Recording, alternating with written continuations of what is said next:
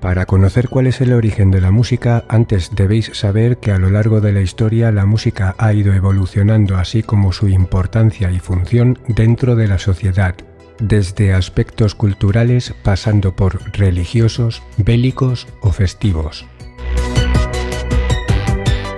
Procedentes de época tan temprana como el Neolítico, conservamos mitos alusivos al poder de la música sobre los hombres y a su eficacia para exorcizar demonios.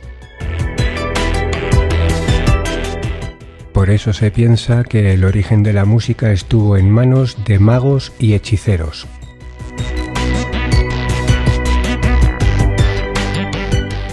Los egipcios atribuyen la creación de la música a su dios Osiris. En cambio, los hindúes a Brahma, los judíos a Jubal y los griegos a Apolo o a Orfeo. Cuando el maestro Píndaro teorizaba sobre la música en el siglo VI a.C., los chinos llevaban ya 2000 años hablando de octavas y semitonos y relacionando la música con los 12 estados de ánimo y los 12 meses. Poseían 12 campanas cuyos sonidos graduados expresaban los 12 tonos musicales existentes en aquella cultura. Los aqueos o griegos de la Edad Dorada relacionaban música, poesía e historia. Mediante esas artes familiarizaban al pueblo con su pasado. Por su parte, los frigios introdujeron en Grecia, en su culto a Cibeles, la música orgiástica, música de flauta.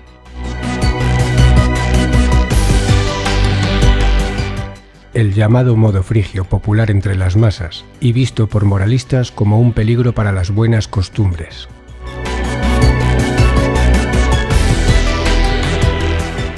Esta música salvaje, la primera en ser imitada por otros pueblos mediterráneos, se extendió por el mundo griego de Asia Menor y sirvió en los ritos de Dionisos, dios del vino.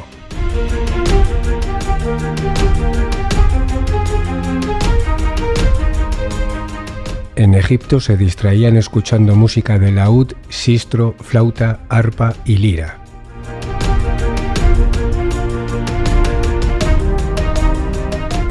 Templos y palacios mantenían orquesta y coro, y uno de los cargos del palacio del faraón era el de superintendente musical. Hubo cantantes famosos hace más de 3000 años, cuyos nombres son conocidos. Snefruni Rehemeri Ptah.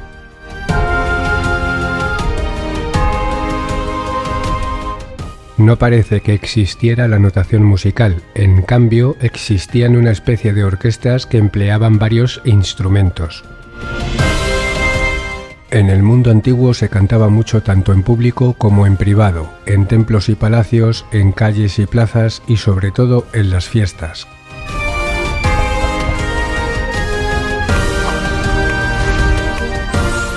También en la India la música tiene más de 3000 años. Los himnos védicos se escribieron para ser cantados. Poesía, música y danza eran un todo indivisible destinado al ritual religioso.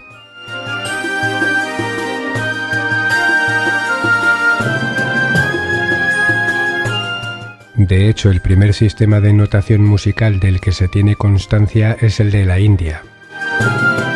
Sin embargo, en aquella civilización, músicos, cantantes y bailarines eran actividades que estaban reservadas para aquellos que pertenecían a las clases bajas. Se educaba a la juventud en escuchar música más que en practicarla.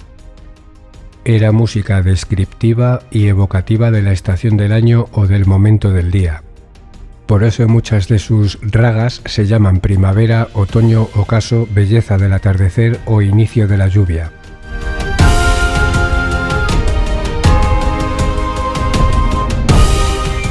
En Creta se ganaban el favor de la divinidad pulsando la lira y haciendo sonar la flauta mientras un coro entonaba himnos de adoración. Se mantenía una orquesta en el templo para sus servicios religiosos. Y también lo hacían para su deleite los poderosos.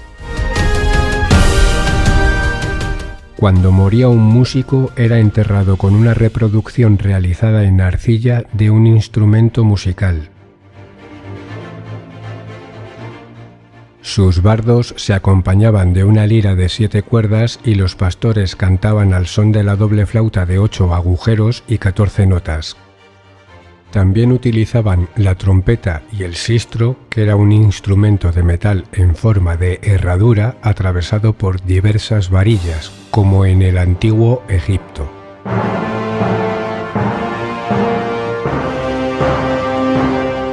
Nada tan opuesto a aquella música como el gusto marcial de Esparta o modo dórico, ya que según los espartanos la música debía servir para reforzar las virtudes patrias y educar al pueblo en los viejos valores. No se podían introducir innovaciones. Cuando Terpandro añadió una cuerda más a su lira, fue castigado y su lira clavada en la pared.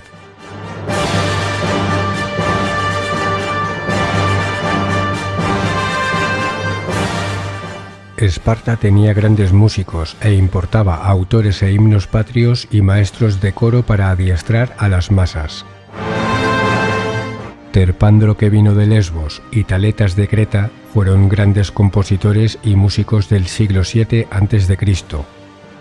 Terpandro, denominado el deleite de los hombres, inventó las canciones para beber, los Escolia. También modificó la lira e inauguró la gran era musical de Lesbos una generación antes que Safo. A Terpandro le sucedió Tirteo y luego Alcmán. Eran músicos y poetas muy famosos, pero más vitalistas que románticos.